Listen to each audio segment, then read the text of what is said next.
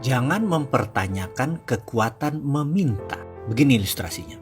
Saya bertanya, seberapa Anda percaya dengan Allah? 100%? 200%? Atau tak terhingga? Oke, baiklah. Sekarang kita minta kepada Allah. Anda naik doa saat ini.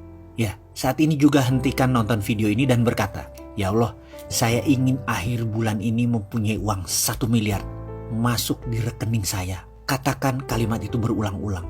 Lalu diam sejenak sambil Anda merenung kalimat tadi. Pada saat hening, tahu-tahu di benak Anda berkata, "Dari mana uang 1 miliar? Kamu kan hanya pegawai negeri." Atau, "Bagaimana dapat 1 miliar? Kamu kan cuma ibu rumah tangga." Atau, "Bagaimana dapat 1 miliar? Kamu kan hanya anak sekolah." Lalu mendadak kalimat tadi mendominasi pikiran, lalu pikiran mulai menyeletuk. Ya juga ya, dari mana ya? Kayaknya nggak mungkin deh. Kalau itu terjadi, selesai sudah. Kalimat itu ada dalam hukum alam yang namanya canceling our own pray. Meng-cancel doa kita sendiri. Kita sendiri yang meragukan diri kita sendiri. Kita sendiri yang meragukan Allah. Bisakah Anda percaya 100% bahwa hal itu akan terjadi? Bisa terjadi dan pasti terjadi. Bisakah Anda tidak cancel doa itu? Tidak ada keraguan sedikit pun bahwa itu bisa terjadi. Pertanyaannya, bisakah? Ini adalah permainan keyakinan. Ini adalah permainan ketakwaan. Inilah seni bertuhan. Inilah nikmatnya menjadi hamba Allah.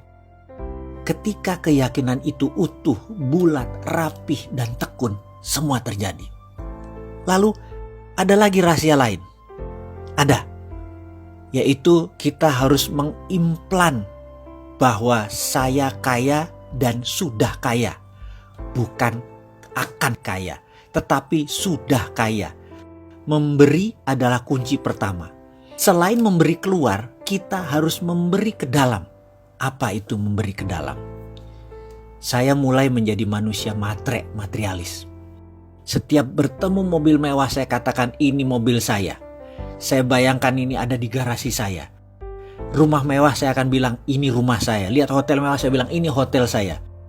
Kemudian saya putuskan untuk berangkat berdua bersama istri untuk menikmati apa yang orang kaya lakukan. Dengan 100% uang di tangan saya buang semua. Karena saya tahu pasti baliknya utuh dan bertambah. Kami memutuskan menikmati tinggal di Como Sambala Resort di Ubud, Bali selama beberapa hari. Menikmati satu malam berharga puluhan juta tarifnya. Dan saya tidak peduli. Berangkat dengan first class, layanan hotel bintang 6 atau 5 star with diamond. Makan pagi hari bersama penyanyi terkenal Barbara Streisand, esok malam dinner dengan Sting, penyanyi The Police yang sudah berminggu-minggu nginap di Como Sambala. Kumpul dengan orang terkenal dan orang kaya tersebut ternyata cukup menyenangkan. 5 malam keluar kira-kira 100 juta rupiah, saya tidak pikirkan. Dan saya tidak pernah tanya mau apa yang akan terjadi pulangnya nanti. Saya tidak punya uang sepeser pun di kantong, saya gak peduli. Saya percaya 100% semesta tidak menyukai kekosongan. Pasti kantong saya diisi lagi. PD saya pol. Saya percaya pada sistem Allah tersebut 100%. Pulangnya, setiap hari di depan kaca saya berkata pada diri saya sendiri berulang-ulang. Sambil menunjuk bayangan cermin saya tersebut. Kamu makhluk Allah terbaik. Ribuan kali saya ucapkan sambil tersenyum dan terus pumping semangat, menyemangati diri sendiri. Tak lupa setelah melakukan sholat fardu, di ujungnya saya selalu ngayal dengan meresapi nikmatnya tinggal di hotel bintang 5 resort, naik kapal first class, dan seluruh kemewahan duniawi. Dan saya tidak cancel apapun. Nikmati saja karena semua sudah terjadi dan saya yang punya itu semua. Receh di kantong dan setiap saat tangan di atas. Itu yang saya lakukan setiap hari. Dan apa yang terjadi? Ketika Kamisan di bulan berikutnya, pertemuan bulanan tersebut, yang biasanya ada 5-7 orang, ternyata waktu itu 20 orang atau 30 orang hadir semua. Semua yang hadir adalah kenalan saya yang sudah lebih dari 15 tahun. Desimal rekeningnya ada yang 11, ada yang 12. Saya hari itu enteng sekali. Saya hari itu kocaknya setengah mampus. Padahal saya bukan clown. Saya bukan komedian. Melucu itu bukan darah saya. Tapi yang jelas hari itu mereka tertawa terpingkal-pingkal. selama beberapa jam. Lucu sekali dan saling timpal jok-jok lucu. Saya pun sampai rumah mungkin sekitar jam 11-an. Padahal pertemuan itu sehabis maghrib. Di pertemuan-pertemuan sebelumnya jam 8 saya udah di rumah.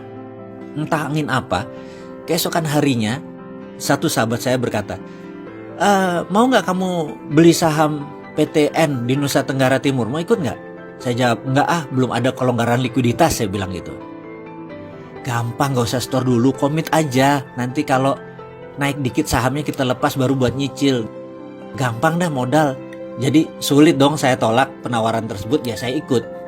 Pertemuan bulan berikutnya, masuk yuk, ada Chinese restoran di Macau.